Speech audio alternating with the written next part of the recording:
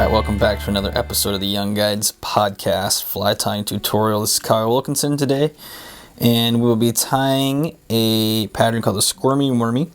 This is a great pattern both here in Alaska and in the lower 48. It's been one of my staple guide patterns in both places. In Washington, it was a great pattern for fishing when the water was dirty. We got a bump and flows, we had just dirty water, or even in the winter time it seemed to work quite well. The Squirmy Wormy is just a great attractor pattern. When the water gets high, it flushes worms from the bank. I've actually flipped rocks and I have found worms, so I know for a fact that it is imitating an actual food source. And again, it's going to be a bright pink. It's going to be this color right here. So it really pops well in dirty water, and it's got a lot of action. It's this wiggly material. In Alaska, it serves the same purpose. High water, a lot of times it's going to flush things out of the bank. And the fish really like that wiggly material. I have two theories on what this is imitating up here. Three, I guess. One, it could actually be imitating a worm. Or it could be imitating a alevin, which is one of the life stages of the salmon. They're a little bit smaller. They can kind of be that pink or orangish color, and they're just imitating that that salmon as it's headed down river. It's kind of got that yolk sac still attached to it, so it's kind of smaller, kind of wiggly. Could be imitating that, or it could be imitating a small, like a baby lamprey. But it's a great pattern, especially early on in the season, or again when you have high water. It really stands out, wiggles around.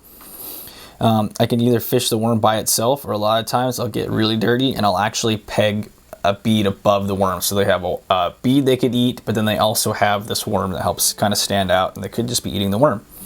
So with that, we'll start tying. I'm tying this on an octopus size 6, because again, I might be pegging a bead above this, so I want to have something that is compatible with pegging a bead. So an octopus hook, a regular bead hook, something of that nature is what I'm going to use. And again, a little bit smaller, so I don't want to have too big of a hook for these trout and grayling targeting with this.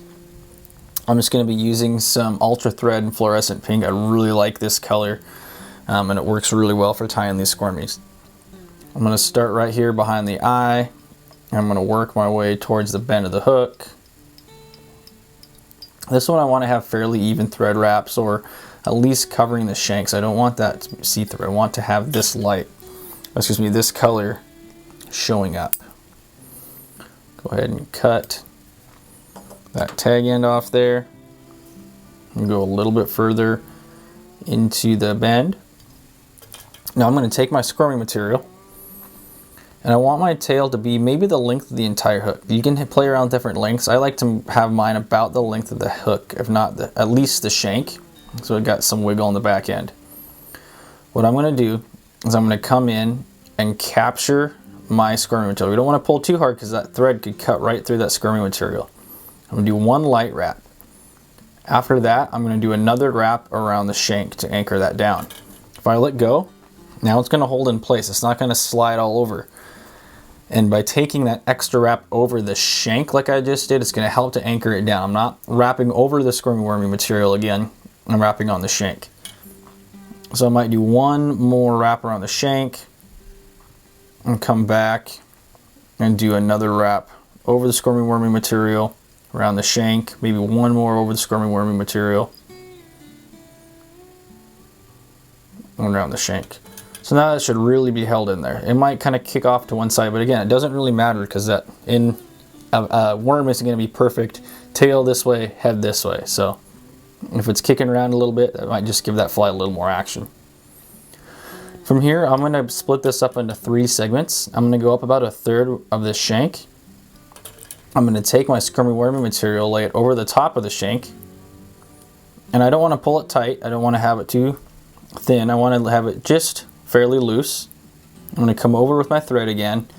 I'm going to lightly capture that. I'm going to do 1 wrap, 2 wraps, 3 wraps. Now you see how as I do that, since I didn't wrap around the shank, it's kind of pulling away from me. That's okay for now. I'm going to straighten it back out and then do a couple captures around the shank, and now it's not going to move.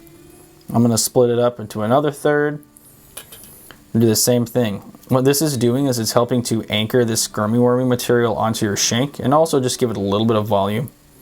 I just kind of like the bumps it makes. Do the same thing. Capture it, make this little bump, and then do another wrap over the shank. Then I'm going to go up here to the front.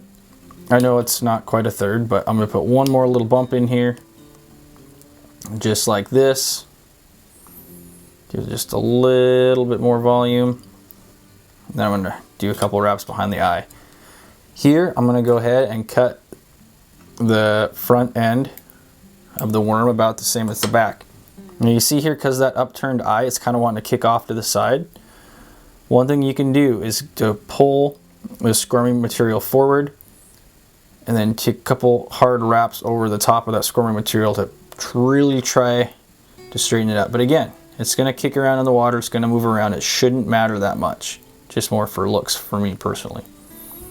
That's about as good as she's going to get. But as you see, as this thing moves, it's going to have all this action. And that's what's really great about this pattern, is that it has all this action underwater. It really kicks around with the current, bounces around whenever it moves. From here, I'm just going to take my whip finish tool, and you guys know I don't like using head cement, so I'm just going to do a couple different sets of whip finishes here, and it should hold this line in place. Again, we got to be really careful. We don't want to put too much tension on this thread when we're tying the Squirmy Wormy, because that could cut right through this material. It's kind of wanting to kick off to the side. You can kind of pull it back to center, but again, you're going to fish it. It's going to get kind of beat up. It's going to move around. But that's just the name of the game when working with Squirmy material. This fly, I would definitely fish this fly as is. You can either fish this, again, under a bead, pegging the bead above it, or you can fish it by itself. On the Yakima, I would put this behind a like a Pats with a weight or another nymph. The great thing about tying it unweighted like this, you can tie it weighted, you can tie it with a bead. This way I can run it as a trailer, so if I'm up here in Alaska, I can have a split shot and the bead in front of it to get it down. Or if I'm back home, I think it had a little more action if I had a weighted fly and a weight in front of it. And then it made this squirmy, when it's unweighted, move around a lot more in the water. So go ahead and try that. Try them with red, try them with pink. Again, on the Yakima, as we have more water running off, it's going to bump that water up. It's going to make it dirty, especially as we get warmer temps. So having a few of these in a couple different colors, and maybe try them with a weight on it, whether that be a bead or it be some kind of weight, whether it be lead or lead-free wire under the thread. Play around with it, try it out, try different sizes, tie them on a jig hook. I do like to tie these on jig hooks as well. And let us know how you do. This has been another fly tying tutorial from the Young Guides Podcast YouTube channel. We appreciate you guys watching. Go ahead, subscribe to the channel, give us a like, and leave us a comment what you thought of this pattern, or if you fish this pattern, let us know your thoughts on it. And with that, we appreciate you guys listening. Till next time. Catch you on the next one.